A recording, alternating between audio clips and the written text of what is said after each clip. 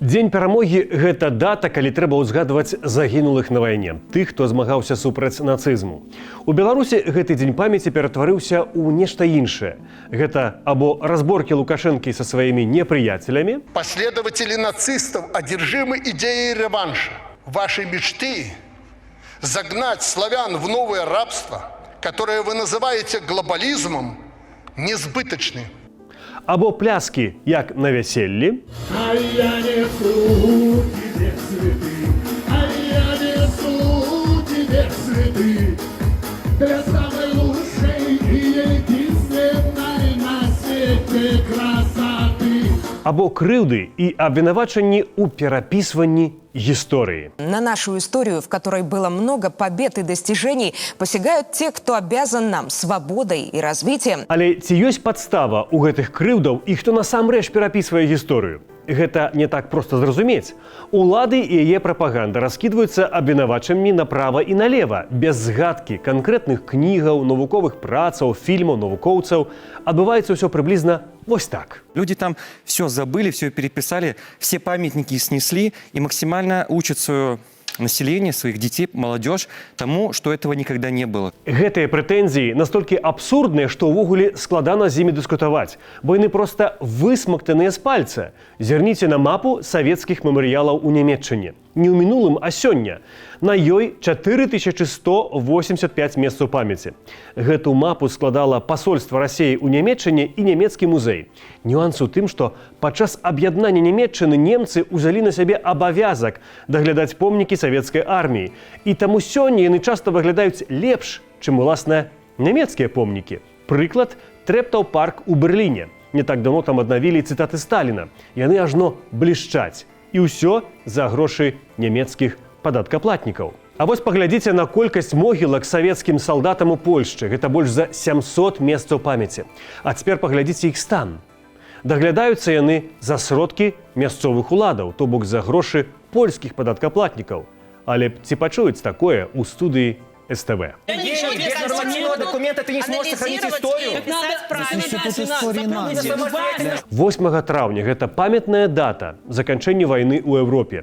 У Чэхіі гэта, напрыклад, выходны дзень. У Польшчы памятная дата. Гэтую дату адзначаюць і ў Нарвегіі, і ў Великабрытаніі, і як дзень вызвалення або дзень заканчэння вайны ў Еўропе.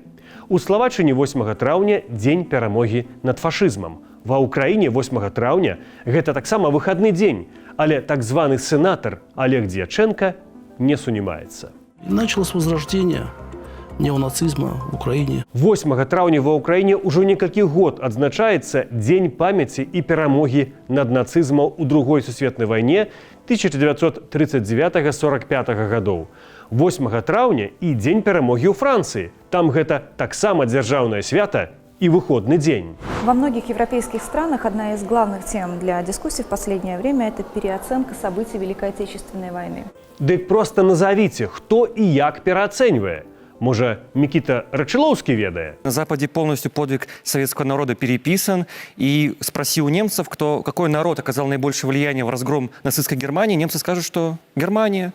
Давайте про Германию спытаем у тамтэйшага гісторыка з Дюссельдорфу Александра Фридмана. Заява такая вельмі смешная, інакш гэта ацэньваць і нельга. Гэта чалавек, які абсалютна не разумее становішча, якое ввогуле на Захадзе і ў Германіі ў прыватнасці. Канешне, ёсць у людзей, якія вучыліся ў Германіі ў школе, ёсць уяўленне пра тое, што адбывалася ў часы Другой сусветнай вайны. Можа, яно не зусім такое і поўнае, але ізноў жа гэтую тэму праходзіць і праходзіць вельмі актыўна. Таму, канешне, тыя людзі, якія вучыліся ў школе, яны ведаюць, як праходзіла гэтая вайна, і тое, што галоўны ўнёсак у перамогу над нацызмам унёс менавіта Савецкі Саюз. Гэта вядомы факт, ніхто не аспрэчвае. Але на дзяржканалах дастаецца не только немцам. Пришли к чему американцы? 75-я юбилейная медаль о окончании Второй мировой войны уже без Советского Союза. Вы не поверите, але на памятных монетах з нагоды 70-годдзя і 75-годдзя заканчэння вайны ў Беларусі і Расіі таксама няма згадкі пра саюзнікаў. Там няма ані амерыканскага, ані брытанскага сцягоў. Дарэчы, і на самім амерыканскім юбілейным медалі няма амерыканскага сцяга. Але на БТ старая песня. Кому выгодно переписать историю, чтобы поменять героев и негодяев местами? Хто на Захадзе абвяшчае Гітлера і вермахт героямі? І хто зневажае войскі саюзнікаў, якія перамаглі нацызм? Гитлеру ничего не оставалось при реализации его планов начать именно с Польши. Але пакінем Пуціна ў баку. Паспрабуем разабрацца з гісторыкам, каго ж маюць на ўвазе прапагандысты ў Беларусі. Сцверджанні пра перапісванне гісторыі, яны ўвогуле смешныя. Іх робяць звычайна тыя людзі, якія не разумеюць, як працуюць гісторыкі і не жадаюць разумець. Это ж вядома, што кожная генерацыя гісторыкаў звяртаецца да новых пытанняў, у іх новыя ракурсы. Гэта звязана з актуальнымі палітычнымі падзеямі, ідзе пераасэнсаванне. І пераасэнсаванне гісторыі сусветнай вайны, другой сусветнай вайны, яно ідзе з 45-го году. Пераасэнсаванне не з'яўляецца перапісваннем. Перапісванне – гэта ўвогуле вельмі сумнеўны тэрмін. Гэта не тэрмін з гэтага кантэксту. І пераасэнсаванне павінна праходзіць, бо інакш гэтага і не можа быць. Усе гісторыкі, якія працуюць, яны з'яўляюцца таксама тымі людзьмі, якія жывуць у сённяшні час. І, канешне, сённяшні час ўплывае на наše ўяўленне. І гэта тычыцца не толькі другой сусветнай вайны. Гэта тычыцца і антычнасці, гэта тычыцца сярэднявечча. Гэта тычыцца ўсіх эпохаў гісторыі. Але афіцыйная прапаганда часам ідзе і далей. На Захадзе нібыта не толькі перапісваюць, але і прымушаюць беларусаў забыцца пра ахвяру вайны. 260 лагерей смерти, более 200 разрушенных городов, более 9 тысяч сожженных деревень, 3 миллиона погибших, неисчислимое количество покалеченных судеб. Такое сложно забыть, как бы кто и не пытался насильно стереть это из нашей памяти. Адной з самых вядомых у свеце кніг пра ваенныя страты беларусаў стала кніга амерыканскага гісторыка Тимоти Снайдера «Крывавыя землі.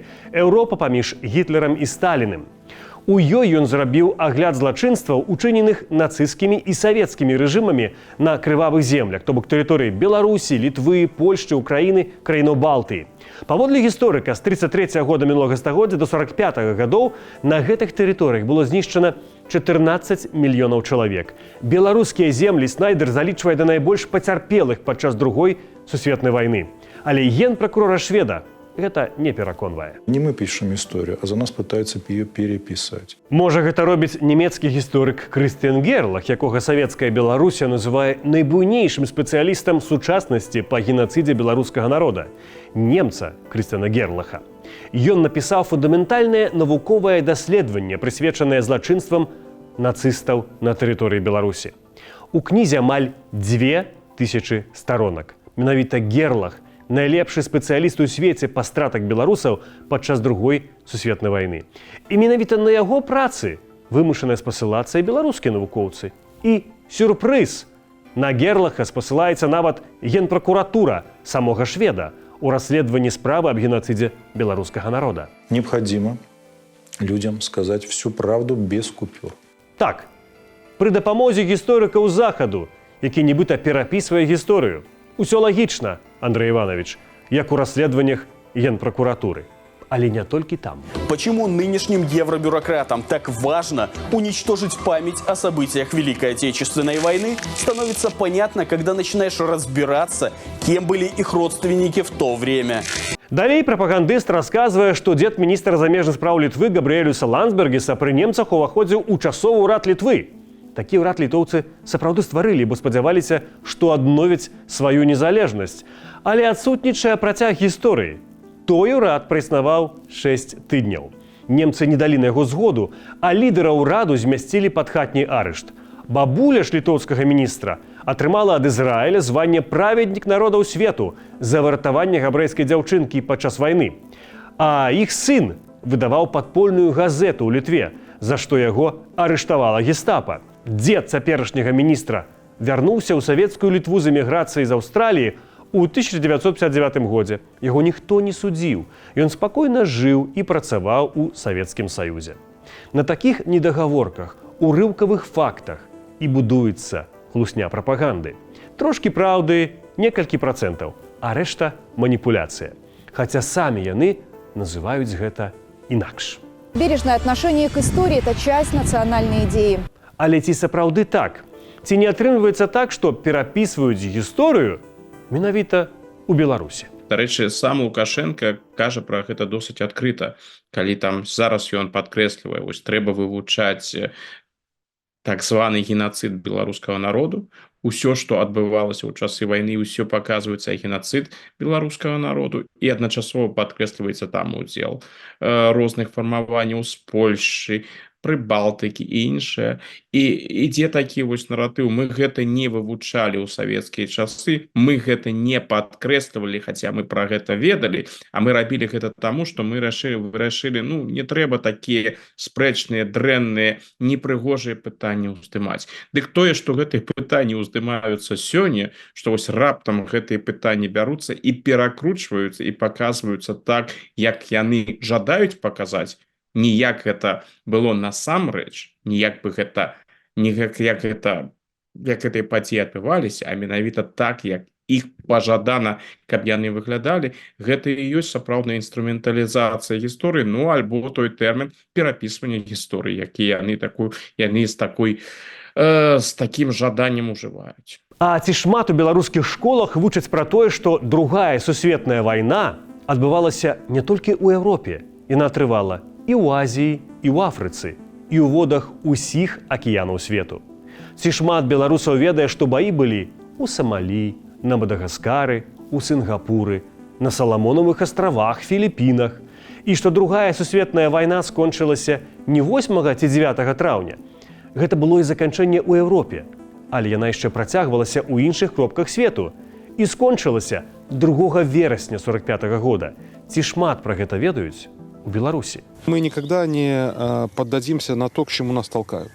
То есть отказаться от прошлого, забыть, простить и скорбеть. А ці ведаюць і памятаюць пра вайну у самой Беларусі, пра тую, якая выходзіць па-за межы афіцыйнай версіі, пра савецкую тактыку выпаленай зямлі, пра злачынствы партызанаў, пра Галакост, пра злачынствы расейскіх калабарантаў у Беларусі?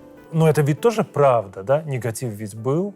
Действительно были плохие люди. Они были с обоих сторон, естественно, и среди наших в том числе. Марат Маркаў, аднак, не лічыць, што пра гэта трэба гаварыць. Хаця ён ведае, што так было, і што гэта таксама праўда. І калі нехто ў голас кажа пра тую праўду, пра якую Маркаў ведае, але не хоча сам пра яе гаварыць, менавіта тады гучаць абвінавачванні ў перапісванні гісторыі. Ведаць праўду, але казаць пра зусім іншае – гэта і ёсць стыль прапаганды.